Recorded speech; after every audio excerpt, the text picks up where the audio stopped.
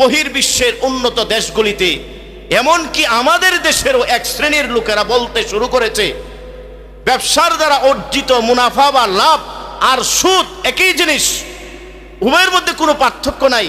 কারণ সুদ অর্থ অতিরিক্ত কিছু কামাই করে, আর ব্যবসা দ্বারা অর্জিত যে মুনাফা, ব্যবসা দ্বারা অর্জিত যে মুনাফা বা লাভ, এটাও তো অতিরিক্ত, এটাও তো লাভ হয়, দুইটা একই জিনিস। এই স্লোগান তুলে ফেলেছে। ঠিক তবে ঠিক এই স্লোগান চলছে।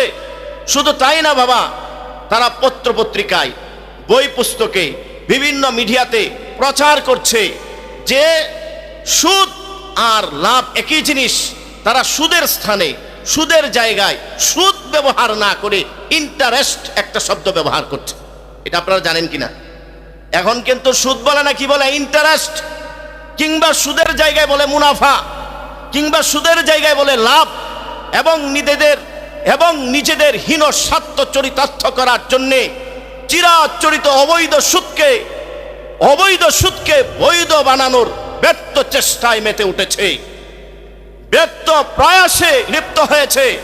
তারা সুদের স্থানে বলতে শুরু করেছে যে এটা হলো ইন্টারেস্ট, লাভ, এই ধরনের কথা বলে এই চিরাচরিত সুদকে, হারামকে হালাল বানানোর ব্যর্থ চেষ্টায় লিপ্ত হয়ে গেছে।